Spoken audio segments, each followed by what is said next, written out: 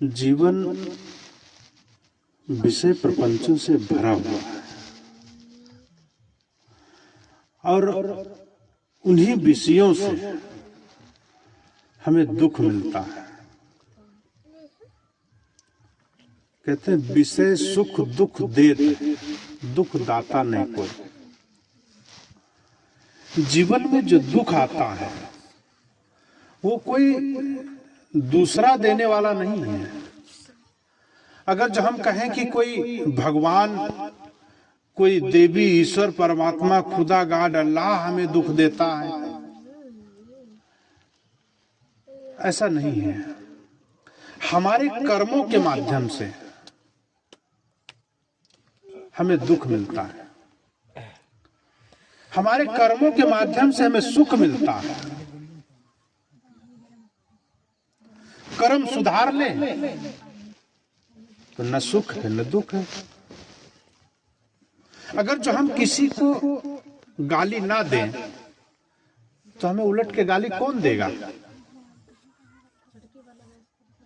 किसी को हम मारे ना तो हमको कौन मारेगा? किसी के खेत से हम कोई सामान ना चुराएं तो हमें दुख क्यों होगा? हमें पुलिस, थाना, कचहरी, कोर्ट क्यों जाना पड़े? ये इन्हीं विषयों के माध्यम से जो हमें सुख मिलता है, जो दुख मिलता है, इन्हीं को हम सुधार लें, हम सुखी हो गए। इन्हीं को हम बिगाड़ लें तो हम दुखी हो गए। इसलिए आंख, कान, नाक, जीभ, त्वचा, ये हमारे जो विषयों के जो यंत्र हैं हमारे पास में, इन्हीं से हम सुनते हैं, देखते हैं, बोलते हैं। अगर जो हम अच्छा सुनेंगे, अच्छा सुनेंगे तो हमारे मस्तिष्क में अच्छे संस्कार बनेंगे। अच्छा नहीं सुनेंगे तो अच्छा संस्कार नहीं बनेगा, और जब संस्कार नहीं बनेगा तो हमें दुख होगा, हमें पीड़ा होगी, हमें तकलीफ होगी, परिवार में हलचल होगा, और जब परिवार में हलचल होगा तो हमारा जीवन दुखी होगा। उन्हीं दुखों से बचने के लिए, उन्हीं दुखों से बचने के लिए इस संतों की संगत की जाती है।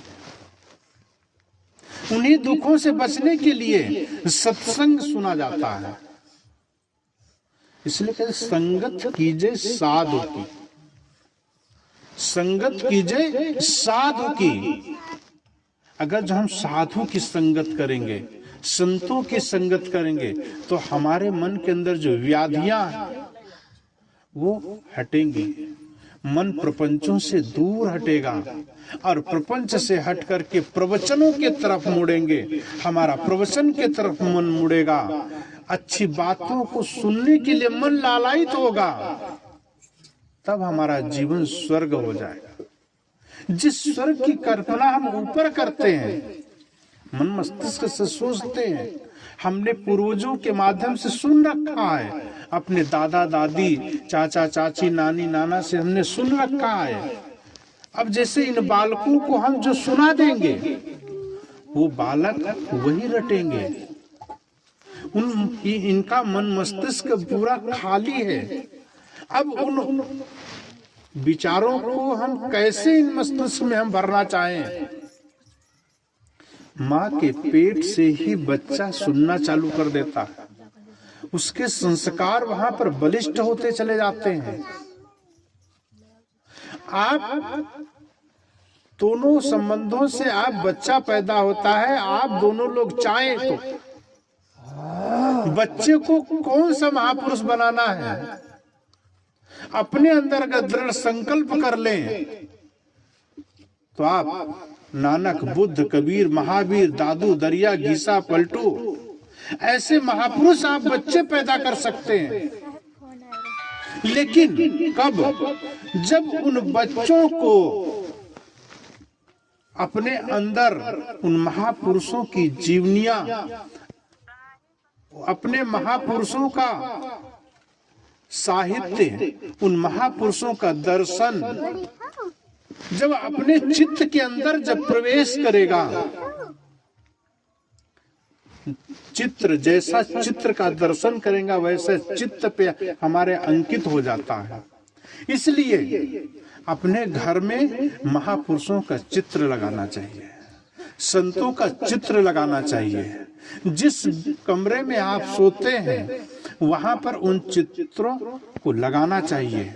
उन चित्र को लगाने से हमारे चित्त में जो उनका चित्र अंकित होता है, जो उनकी जीवनी अंकित होती है, जो उन्होंने किया है, वीर लोगों ने, वीरांगनाओं लोगों ने, संतों ने, महापुरुषों ने जो अच्छे काम किए हैं, उनकी जो खुशबू, उनका जो जीवन दर्शन है जब याद आता है तो मन मस्तिष्क के माध्यम से हमारे चित्त पे उनके संस्कार बलिष्ठ होते हैं। और जैसा जैसा हम सुनते हैं, जैसा जैसा हम देखते हैं, जैसा जैसा हम करते हैं, उन्हीं संस्कारों के माध्यम से हमारे अपने बच्चों को, माँ के पेट में जो गर्भ में बच्चा पल रहा है, उसके अंदर संस्कार बलिष्ठ होते हैं। और उसके बाद में जब बच्चा संस्कारवान, जब इस तरीके से अगर जीवन जीते हैं, इस तरीके से हम घर परिवार में माहौल बनाते हैं, सत्संग, साहित्य, सदग्रंथों का जब माहौल बनाते हैं, आश्रम में जाकर के संत गुरुजनों का दर्शन करते हैं, तब हमारा जीवन तो होता ही सही है। साथ में जो आपके नन्हे मुन्ने, जो आपके कंधों का जो भविष्य है, आपका भविष्य, आपके बच्चे हैं, उनका संस्कार अगर जो सही हो जाता है तो हमारा परिवार, हमारा जीवन, हमारा भविष्य सब सही हो जाता है। किससे दुखी है आप? अपने बच्चों से। किसी के घर में जाओ, अपने दुखों से इतना दुखी नहीं है जितना बच्चों से दुखी है। कि बच्चे हमारे गलत ना हो जाएं, बच्चे कहीं गलत रास्ते पे न चले जाएं, बच्चे कहीं कोई गलत संगत न पकड़ लें। इसलिए बच्चों को, बच्चों के लिए आदमी दिन भर सोचता है। उनको सुधारने के लिए हमें सुधरना पड़ेगा, उस माहौल में ढालना पड़ेगा, उस माहौल में हमें जीना पड़ेगा और उनको उसी माहौल में ढालने का प्रयास करेंगे। हम पिताजी के पैर छूते हैं, हम माँ के पैर छूते हैं, बड़े भाई बहनों के पैर छूते हैं, बच्चे देखते हैं। और जब बच्चे देखते हैं संस्कार पड़ता है और बच्चे भी जा करके माँ बाप के, बड़े भाई बहनों के पैर छूते हैं। हम नहीं छुएंगे तो बच्चे भी नहीं छुएंगे। हम अगर जो माँ बाप की सेवा नहीं करेंगे, हम अगर जो बड़े बूढ़ों को एक गिलास पानी नहीं देंगे, बच्चे नहीं सीखेंगे। और जब बच्चे नहीं सीखेंगे तो बच्चों के अंदर संस्कार नहीं बलिष्ठ होगा और उन्हीं से दुख हमें बाद में मिलेगा, क्योंकि मैंने किया नहीं है तो मुझे मिलेगा नहीं। अगर जब मैं गज बूढ़ों की सेवा किया होता, माँ बाप की सेवा किया होता, बड़े बूढ़ों का कहना माना होता, तो आज इन बच्चों के जीवन में संस्कार पड़ा होता, तो मुझे उन बच्चों को बताना नहीं पड़ता। एक बहू घर में आती है, अगर जो सासू माँ जितना वर्क करते, जितना काम करते, जितने उसके अंदर संस्कार हैं, क्योंकि बहू दूसरे के घर से आई है, अकेली आई है वो, अगर जो उस बहू को सुधारने का आप सब लोग प्रयास करें, अपने माहौल में डालने का प्रयास करें, उसे देर न लगेगी। लेकिन पहले मुझे पहल करना पड़ेगा। सासू माँ अगर जो दीपक लगाती है, संत गुरुजनों के चरणों को छूती है, उनके चित्रों पे माल्यार्पण करती, अगरबत्ती घुमाती है, तो बहू आकर के देखेगी कि इस घर का माहौल इस तरीके से है, तो अब बहू इस तरीके से माहौल में ढलेगी। बड़ों के पैर यहाँ छुए जाते हैं तो वो भी आके पैर छुएगी। जैसा आपके घर का माहौल होगा उस माहौल में वह बहू आके ढल जाएगी। आपको बहू के प्रति रोना नहीं पड़ेगा, इसलिए हमें पहल करनी पड़ेगी। जीवन की शुरुआत हमें करनी पड़ेगी। जीवन का सुधार करने के लिए पहल हमें करनी पड़ेगी। आपको दूसरों को सुधारने का प्रयास नहीं करने की जरूरत है।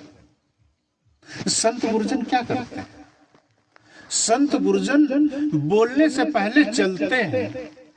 अगर जो शायद गुरुदेव जी अगर जो त्याग, तपस्या, ज्ञान, वैराग्य से परिपूर्ण ना हो, स्वयं बीड़ी पिए, स्वयं दुर्व्यसन करे और वह गुरु आकर के आप लोगों को बोले कि बीड़ी पीना स्वास्थ्य के लिए हानिकारक।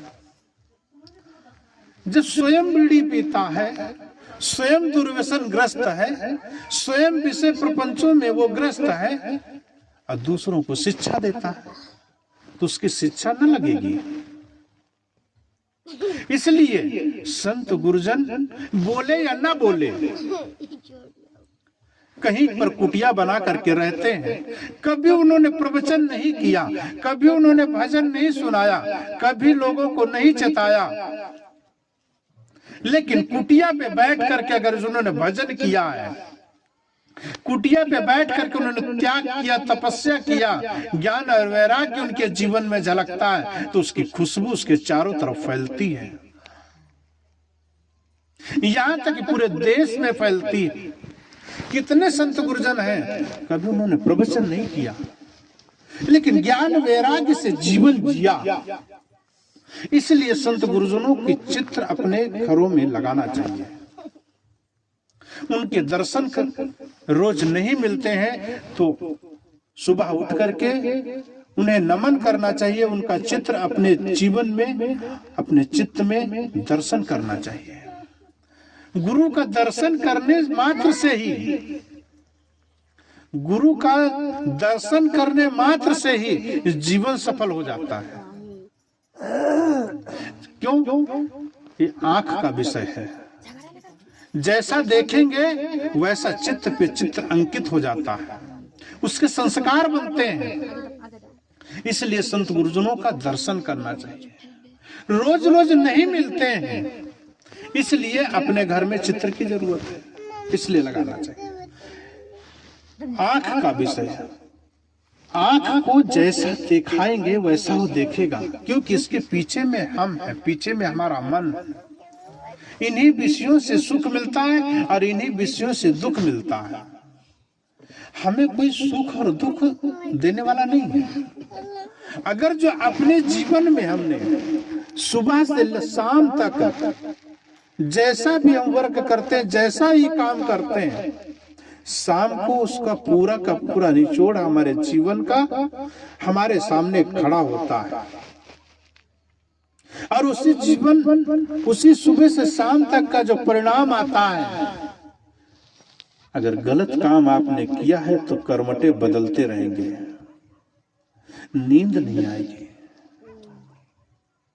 और जब नींद नहीं आती है तो पूर्व में जो किए हुए कर्म है सुबह से शाम तक या उससे पहले, उन्हीं विचारों को, अपने विचारों को फैलाते रहते हैं, सोचते रहते हैं, नींद नहीं आती है। जिस किसी ने सुबह से शाम तक अच्छा काम किया है, उसके जीवन में गलत काम नहीं हुआ है, किसी की हिंसा नहीं हुई है, किसी को हमने गलत तरीके से विचारों से उसको हमने दुख नहीं पहुंचाया है, बिस्तर पर जाते ही जाते बहुत जल्दी नींद आ जाती है। नींद जिस व्यक्ति को आ जाती है तो आप समझ लीजिए कि वह व्यक्ति अपने विचारों से स्वस्थ है, अपने विचारों से मुक्त है। मुक्त क्या है? यही तो मुक्ति। अपने से जो पृथक है ताय तज मुक्ति हुई। मुक्ति मुक्ति सब कहते हैं।